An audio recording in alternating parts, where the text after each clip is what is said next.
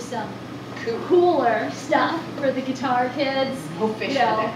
Yeah, no fish. They might have guitars, little guitars that are laminated, something like We're that. working on how to. We got to get cool ourselves before we can come up with cool. But we will. Sharks. Right. There we go. Sharks. Good. We should totally put Any sharks ideas in. you have like that, email, let us know, because we have a hard time being cool, so. We do. Women class nerds. All right, and then you have your objective. That's pretty important. What do I really want to do with this hour with these kids? What do I want to put in their life that they didn't have before?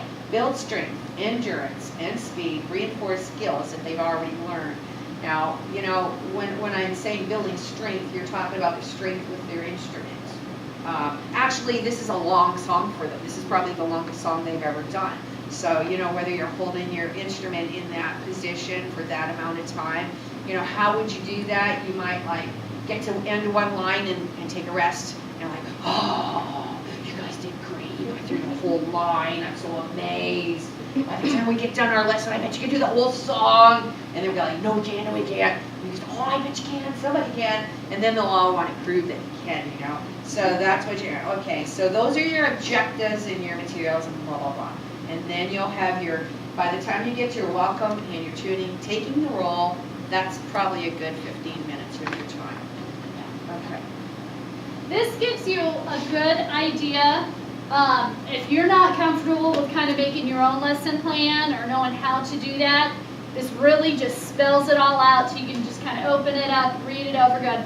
If you feel real comfortable and you feel confident and you kind of see the outline and you know your class personally, because each class is so different, and you can kind of take this as an outline, you know, I need to have, so what are my objectives for going into this class?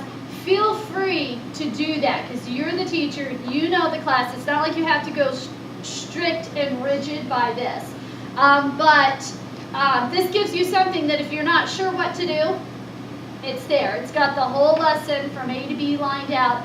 And then as you do a couple of these and you get teaching and you get a little bit more experience and you have things you want to bring into it, then that's what you want to do. What you want to avoid is just showing up to class and having no idea what you're going to do, because the kids are not going to get much out of that.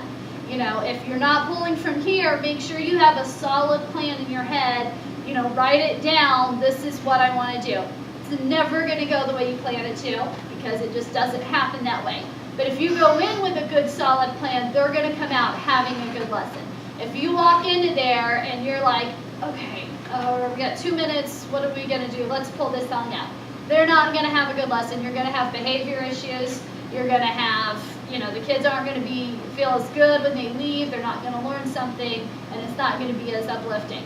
So if you know, take this as your guideline, you know, to take from, pull from, but feel free if you've got your own little games or your own techniques that you like to do, you know, feel free to incorporate that into it.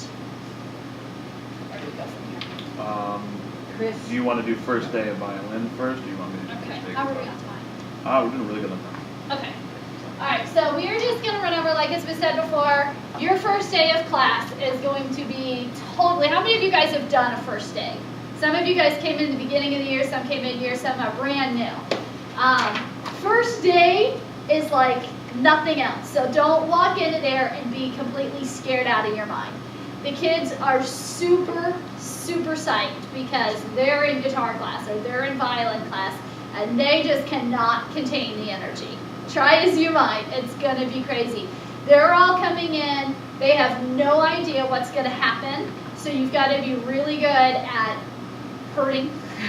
You know, both ways. You're going to have your classroom set up. You want to be there real early because you don't know what you're walking into. You don't know what your classroom is going to be set up. Probably about 45 minutes early the first day. Yeah, just so you can see what's going on. You've got to allow time because you've got all those instruments. You're going to have an assistant. You're not going to be by yourself. One of us from the office is going to try and be there as much as we can to help out. Especially if you're brand new, you will 100% for sure have someone there. If you're, you know, been here for a while, we'll try to get someone. Just matters because we got all the classes starting at the same time. But so you're going to go in, you're going to set up. For the violin students, You're gonna have the violins. Yeah, I've got them set up right now into the chair. I didn't want to take up all space, but you're gonna put them out there. We will, in the office, when we give you your stuff, we kind of look and we gauge it by the grades. So if a kid's in 2nd grade, they're probably gonna get a quarter size instrument. So we're gonna take and we're gonna put a tag around the handle of this violin that says Johnny Bravo, okay? And that's going to be his. So when the kids come in, and it's going to be sitting in front of their chair. So you have them all set out, and as the kids come in, you say, oh, we're so excited to see you, great to have you here. Find the tag with your name on it, and just quietly have a seat. That'll be with the 2nd graders. Right, So kind of put them all over. You have an idea in your mind. If they tell you they're in 2nd grade, oh, you're going to be over here, and that just kind of helps keep control. So you have them find their instrument. You're going to have some extras because you can have a 2nd grader that's this tall, and the next one is this tall. So it doesn't work for everything, but it's a good medium. Most of the time, it's pretty accurate in size. You're going to have some extras. If their size is close to what they need, just leave it for right now. You know, they're not going to be putting fingers down, so you don't have to worry about that. You know, they're going to be holding it up front. It's pretty easy.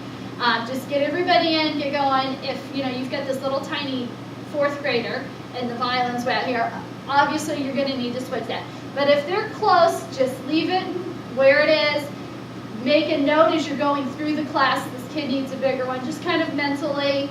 And then as you're leaving, you can kind of switch things around as needed over the first 1 or 2, maybe 3 weeks, depending on, you know, how it works out.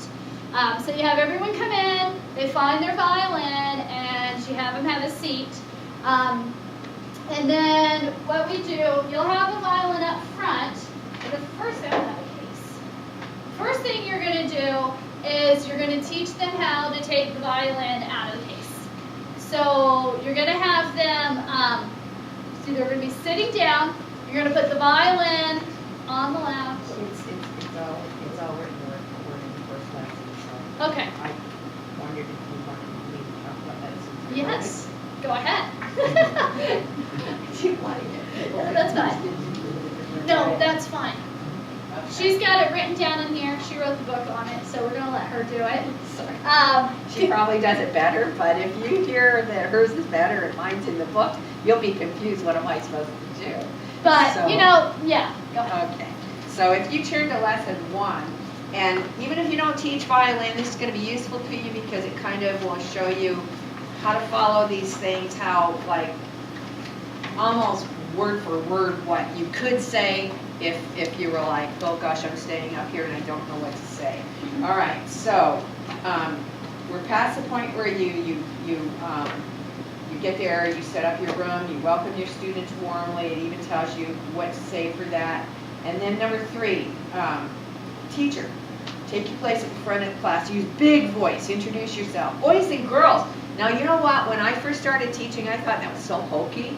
It's like, oh, I can say that sounds so stupid. But it really works, and I guess other teachers use it, and you can't really say, hey you guys, because it doesn't really give you the authority that you need to have. So until you come up with a different phrase, if you want to, that boys and girls thing works fine. It automatically puts them in their place and puts you in charge. So don't feel